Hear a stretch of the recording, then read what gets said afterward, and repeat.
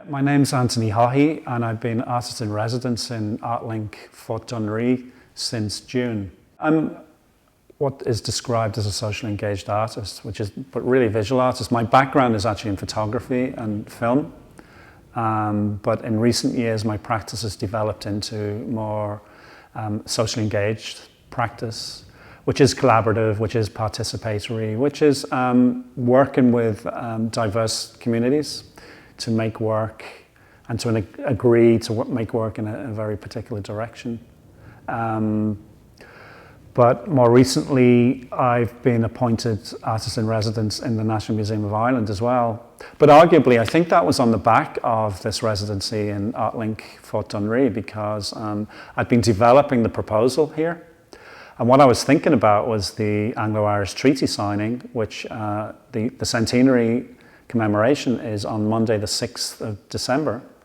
And the reason I applied for this residency in the first place was to try and make a piece of work. So to have the resources in the area around Buncrana and Inishowen to enable that work to happen.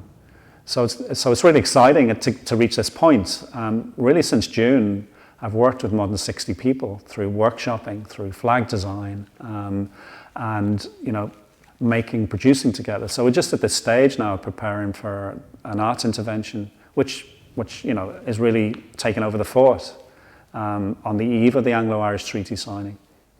In my proposal, I was thinking about the Napoleonic towers and the communication systems dating from that period.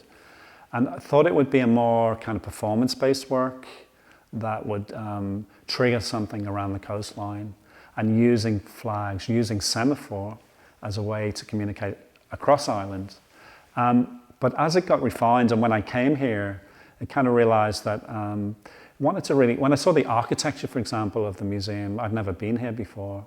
What was really dramatic when I walked into the fort were these 9 flagpoles, overlooking Lough Swilly. But really the architecture of that space was really important because it represents militarism and a colonial past.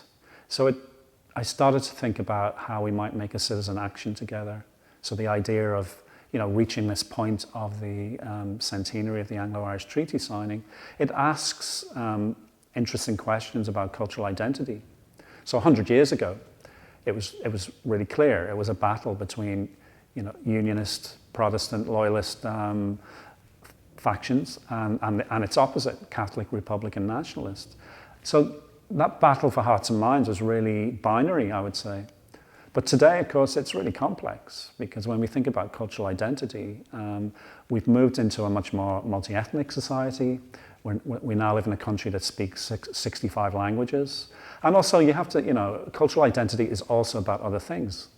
It's not just ethnicity, it's about sexuality, it's about class, it's about all of those things. So I'm really interested in how we might define and think about cultural identity today. So this is part of the thinking through with this process.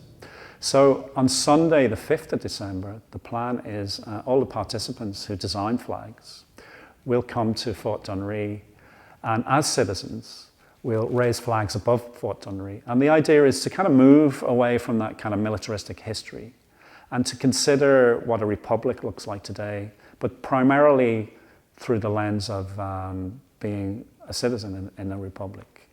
Arriving here in June was really exciting because we'd all been locked down for, about 14 months at that point. And I still recall getting into the car sometime around the 20th of June and coming here really excited to kind of start a new adventure. And not knowing really, I don't know Buncrana, I've been, and the area that well. I mean, I've been traveling through Donegal a lot over the years, but, there's a difference between traveling through and really, doing a deep dive, if you like, or have some kind of immersive process and stay in a place. So that changed a lot. And really, it was a combination of factors to find people through Rebecca and Martha in ArtLink. They enabled contacts and also just people I was meeting along the way and groups that I had kind of sought out. For example, Feroga became really important and they were really interested. So these young people's groups were looking to work with me. So, and those early workshops with those young people yielded amazing flag designs. The shift in my practice towards collaboration probably happened about, I don't know, 10, 12 years ago. I can't really remember at this point. It just feels quite natural in a way.